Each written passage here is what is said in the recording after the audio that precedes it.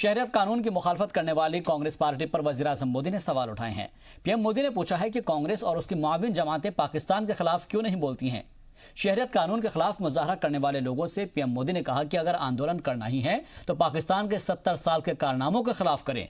PM ने पूछा है कि पाकिस्तान से जान बचाकर भारत आए लोगों के खिलाफ जुलूस क्यों निकाले जा रहे हैं। पीएम ने पूछा है कि पाकिस्तान में पनाहगुज़ीनों पर जो जुल्म हुआ है क्या वो ज्यादा नहीं है। जो समस्याएं हमें मिली हैं उनको हल करना ही होगा। समाज से निकलने वाला यही संदेश हमारी सरकार को भी प्रेरित करता है, प्रोत्साहित करता है।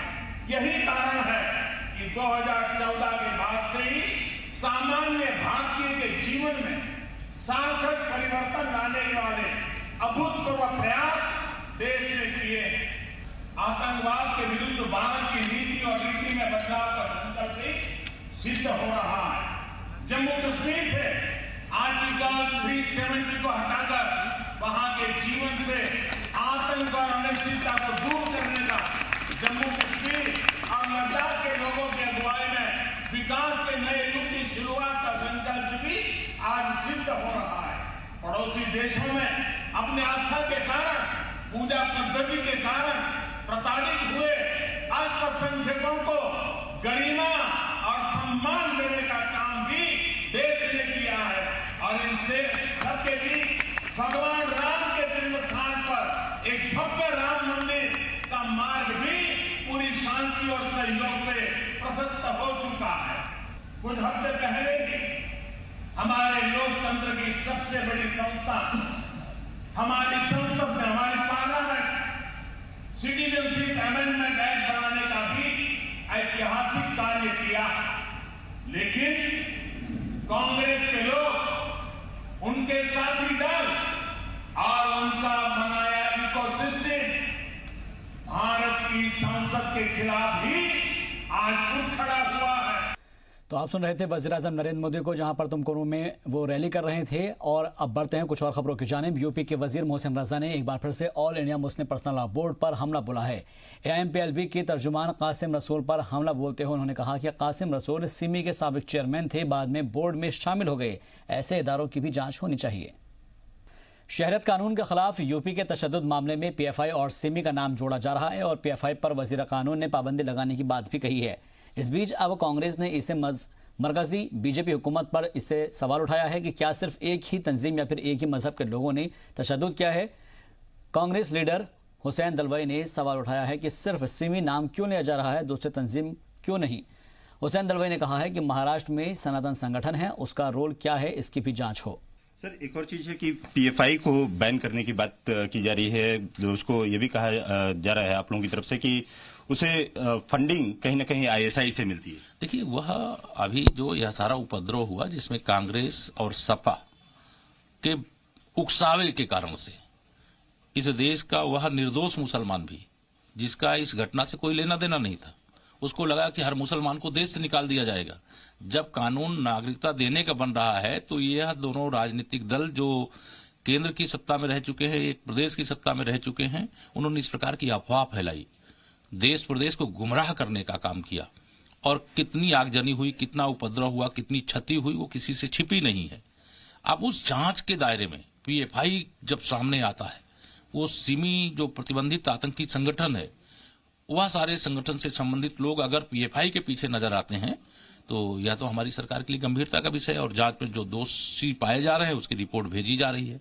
ऐसे संगठनों को आगे बढ़ने की जगह उनको कुचलना चाहिए, उनको रोकना चाहिए। ये हमारी सरकार का। तो आप भी मानते हैं कि ISI से कहीं फंडिंग होती है? देखिए, वो सारी जांच है, लेकिन जो जांच के विषय होते हैं वो सार्वजनिक नहीं किए जाते। लेकिन PFI का रोल देश विरोधी है, देश के हित में नहीं। नए शहरियत तरमीमी कानून के खिलाफ केरल असेंबली में तजवीज़ पास होने के बाद मरकजी हुकूमत अलर्ट हो गई है। हालांकि रियासती गवर्नर ने तजवीज़ को खारिज कर दिया है, लेकिन आम लोग दीगर रियासती हुकूमत से ऐसा करने का मुतालबा कर रहे हैं। देखिए रिपोर्ट। CAA को लेकर बयानबाजी के बीच केरल असेंबली में इसके खिलाफ एक तजवीज़ पास कर दी गई है। कांग्रेस इत्तेहाद की हिमायत से बाएं महाज सरकार ने रियासत में इसके निफाज से साफ इनकार किया है।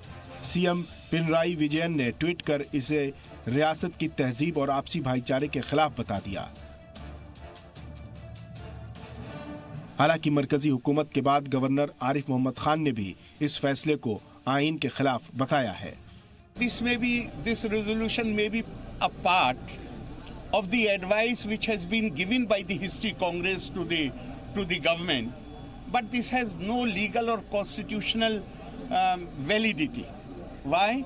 Because citizenship is exclusively a central subject. So this actually means nothing. CAA के खिलाफ रियासती असेंबली में तजवीज पास होने की मांग दीगर रियासतों में भी बढ़ने लगी। DMK ने तमिलनाडु असेंबली में भी ऐसी तजवीज लाने की मांग की है, जबकि तेलंगाना बीजेपी इसे जमहूरी निजाम को चैलेंज करने वाला करार दे रही है। कोटा के जे.के. लोन अस्पताल में बच्चों की मौत पर सियासत खूब हो रही है। बीजेपी लीडर मरीजों से मिलने पहुंच रहे हैं और कांग्रेस सरकार को बच्चों की मौत के लिए जिम्मेदार ठहरा रहे हैं। रियासत के वजीर तालीम कहते हैं कि अस्पताल में वसाइल की कमी तो पिछली सरकार जो थी वो बीजेपी की सरकार थी और वो इसके लिए जिम्मेदार हैं।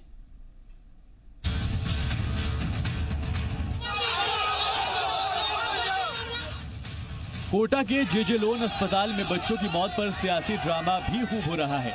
रियासत के सीएम अशोक गहलोत अपोजिशन के निशाने पर हैं। मंगल को अस्पताल का दौरा करने पहुंची बीजेपी के ख्वातीन अरकान पार्लियामेंट की टीम ने कहा कि अस्पताल में ठीक से बच्चों की देखभाल नहीं हुई। बीजेपी अरकान पार्लियामेंट की टीम का इंतखाब बीजेपी के कारगुजार सदर JP नड्डा ने किया था, जिसमें मगरिबी बंगाल से लॉकेट चटर्जी, दौसा से जसकौर मीणा और मेरठ से कांता करदम शामिल थी। उन्होंने अस्पताल में महलूकीन के परिवार वालों से भी बात की।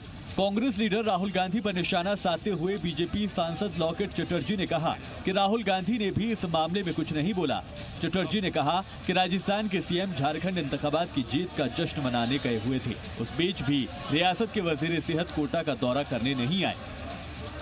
एक बेड भी नहीं था, एक बेड में एक बेंच में 3-4 बच्चे एक साथ ट्रीटमेंट हो रहा था, लेकिन ट्रीटमेंट तो कुछ भी नहीं हुआ। डॉक्टर आके पूरा विजिट करके उसके बाद ट्रीटमेंट भी कुछ भी नहीं हुआ, दवाई भी कुछ भी नहीं दिया।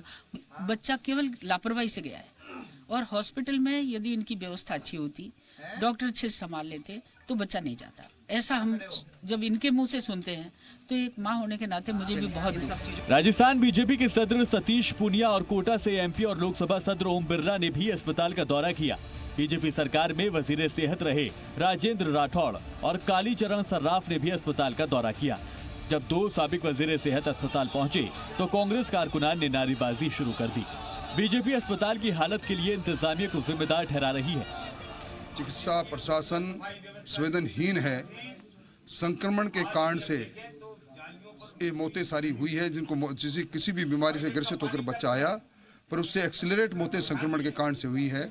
और इतनी हालात होने के पश्चात भी राज्य का चिकित्सा मंत्री आए नहीं, विदेशों में रहे, इससे बड़ी दुर्भाग्यजनक बात कोई हो नहीं सकती। लेकिन रियासत के वजीर सेहत रघु शर्मा का कहना है कि अगर बीजेपी अपने दौरे इख्तिदार के दौरान जे.के. लोन अस्पताल में हुए बच्चों की मौत का अददोशुमार देखे तो शायद तनकीद ना करे। उन्होंने इस अस्पताल में वसाइल की कमी के लिए पिछली सरकार को ही जिम्मेदार ठहराया। अब इस 1 साल में हमने प्रयास किया, सुधार किया सिस्टम में, उससे नतीजा यह रहा कि IMF उसमें कमी आई है। शिशु मृत्यु दर में 5.55% हम लेके आए 1 साल के अंदर। तो जो लोग खुद अपने टेन्योर में इस पर चेक नहीं कर पाए, वो लोग आज राजनीति करने के लिए वहां जाएंगे। लीडरान के अस्पताल दौरे से मरीजों के इलाज पर असर पड़ रहा है, लेकिन इस पर किसी का ध्यान नहीं। लीडरान में इंस्पेक्शन की होड़ लगी है, मौत के अददोशुमार गिनाए जा रहे हैं, वार पलटवार भी चल रहा है, लेकिन इन सब के बीच मासूमों को मौत देने वाले सिस्टम की सर्जरी पर किसी का ध्यान नहीं है। ब्यूरो रिपोर्ट, जी मीडिया। कोटा में बच्चों की हलाकत पर लोकसभा स्पीकर ओम बिरला का क्या कहना है, आपको सुनाते हैं। राज्य सरकार तुरंत संवेदनशीलता के साथ बच्चों की, नवजात शिशुओं की असामयिक मौत को रोकने के पुख्ता इंतजाम करनी चाहिए, क्योंकि उस हॉस्पिटल के अंदर जिस तरीके के हालात हैं वो हम सबके लिए चिंता का विषय है। वहाँ पर एक वार्मर पर 3-3 बच्चे हैं, ICU पे 3-3 बच्चे हैं। संक्रमण रोग फैलने का कारण है। कई रिपोर्टों में कहा है कि संक्रमण रोग के कारण मौतें हुई हैं। उन सब चीज़ों को हम रोक सकते हैं और इसके लिए सरकार तुरंत प्रभाव से उसको इंतजाम करें। मैंने इस संबंध में केंद्र के स्वास्थ्य मंत्री जी से, स्वास्थ्य सचिव से भी चर्चा की। उन्होंने मुझे आश्वस्त किया है कि केंद्र सरकार से जो भी विशेषज्ञों की टीम की आवश्यकता होगी, टेक्निकल रूप से आवश्यकता होगी, और जो भारत सरकार के नॉर्म्स के तहत जो गैप होगा उसके लिए जो भी राज्य सरकार प्रस्ताव भेजेगी, हम इसको प्राथमिकता से पूरा करेंगे। कोटा के सरकारी अस्पताल में बच्चों की हलाकत के बाद यूपी के डिप्टी सीएम केशव प्रसाद मौर्य का बयान आया है। डिप्टी सीएम केशव प्रसाद मौर्य ने कोटा के हादसे पर इजहार अफसोस किया। उन्होंने कांग्रेस पर भी हमला बोला और उसके साथ ही डिप्टी सीएम ने मायावती के ट्वीट की भी हिमायत की है।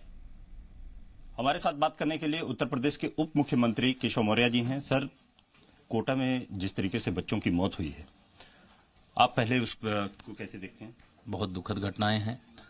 जहां कांग्रेस की सरकार होती है वहां इसी प्रकार की अव्यवस्था होती, इसी प्रकार से समस्या पैदा होती है और समस्या के समाधान करने की जगह, समस्या से ध्यान हटाने की जगह ऐसे मामले उठाने लगते हैं कांग्रेस के लोग, जो निश्चित तौर से कहा जा सकता है कि ऐसी घटना के बाद अन्य दूसरे मामलों की ओर ध्यान जाना ये शर्म की बात है।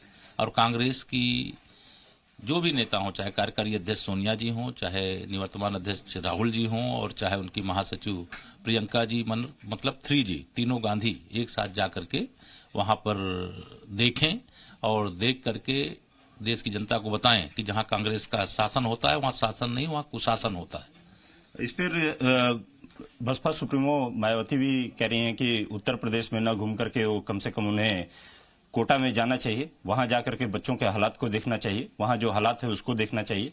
यदि वो नहीं जाती हैं तो मैं जो अभी तक ये घूमती आई हैं उसको नौटंकी समझूंगी। देखिए, होती तो नौटंकी है। प्रियंका जी की लगातार उत्तर प्रदेश में कैसे मीडिया में ज्यादा दिखने लगे, कैसे छपने लगे, लेकिन मायावती जी लगातार सच नहीं बोलती हैं। पहली बार यह सच बोली है, उनको धन्यवाद है।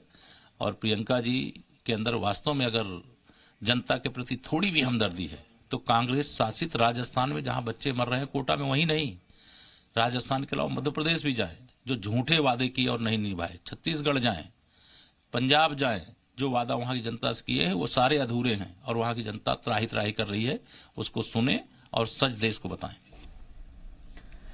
कोटा के सरकारी अस्पताल में मासूमों की मौत को लेकर मायावती ने प्रियंका गांधी पर निशाना साधा है। मायावती ने ट्वीट करके पूछा है कि यूपी में मुतासिरा कुनबों से मुलाकात करने वाली प्रियंका गांधी वाड्रा कोटा के बच्चों की मां से क्यों नहीं मिलती है।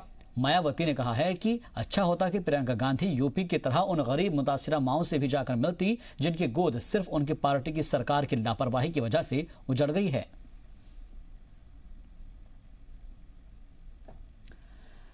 और वहीं कोटा के जेके लोन अस्पताल में बच्चों की मौत के मामले में रियासत के वजीर आला अशोक गहलोत ने एक ट्वीट किया है और इस ट्वीट में उन्होंने लिखा है कि सरकार इस मामले में हसास है और बच्चों की मौत के मामले में सियासत नहीं होनी चाहिए।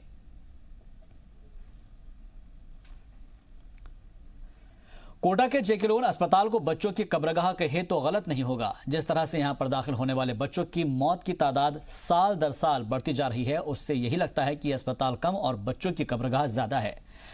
बच्चों को मौत बांट रहे इस अस्पताल के पिछले 6 साल के आदाद शुमार पर हम नजर डालते हैं और आपको बताते हैं साल दर साल क्या इसका रेशियो रहा है। साल 2014 में 15,719 बच्चे दाखिल हुए थे, जिनमें से 1,198 की मौत हुई थी। साल 2015 के आदाद शुमार पर नजर डालें तो 17,569 बच्चे दाखिल हुए, जिनमें से 1,260 बच्चों की मौत हो गई। साल 2016 का जिक्र किया जाए तो 17,892 बच्चे दाखिल हुए, जिनमें से 1,193 की मौत हो गई। साल 2017 में ये आदाद शुमार 17,216 पहुंच गया जो बच्चे दाखिल हुए थे और जिसमें मौत की तादाद 1,027 पहुंच गई। साल 2018 में 16,436 बच्चे इसमें दाखिल हुए और जिनमें से 1,005 बच्चों की मौत हो गई। और साल 2019 जो कि बीता साल हुआ है उसमें 963 बच्चों की मौत हुई। दरअसल कोटा में बच्चों की मौत का सिलसिला थमने का नाम नहीं ले रहा है। राजस्थान में ही अलवर जिले से एक बच्चों के अस्पताल से बुरी खबर आई। कल यहां पर नवजायदा बच्चों के वार्ड में आग लगने से एक नवजायदा बच्चे की मौत हो गई। दरअसल ऑक्सीजन की पाइप लीक होने की वजह से आग लग गई और हादसे के वक्त वार्ड में 15 से ज्यादा बच्चे शिफ्ट हुए थे, जहां पर एक 20 दिन की बच्ची भी इसमें शामिल थी जिसे ऑक्सीजन दिया जा रहा था। सांस लेने में तकलीफ की वजह से बच्ची भर्ती की गई थी। आग लगने से बच्ची 60% तक झुलस गई, जिसे फौरन जयपुर के जेके लोन अस्पताल में रेफर किया गया, लेकिन उसे बचाया नहीं जा सका। इनके द्वारा अवगत कराया गया है कि ऑक्सीजन की जो पाइपलाइन है उसमें लीकेज की वजह से हुआ है और इस सारी परिस्थिति पे जांच की जाएगी कि कौन लोग ड्यूटी पे थे, क्या उनकी लापरवाही रही है। प्रशासनिक तौर पे जो जांच का है वो तो उसमें हमारे जो ट्रीटमेंट के हिसाब से चिकित्सकीय व्यवस्था में जो होता है उसके लिए तो मेडिकल डिपार्टमेंट से करवाई जा रही है जहाँ तक जानकारी, और मैजिस्ट्रियल जांच के लिए हमारे जो स्तर पर है क्षेत्राधिकार में उसकी भी व्यवस्था की।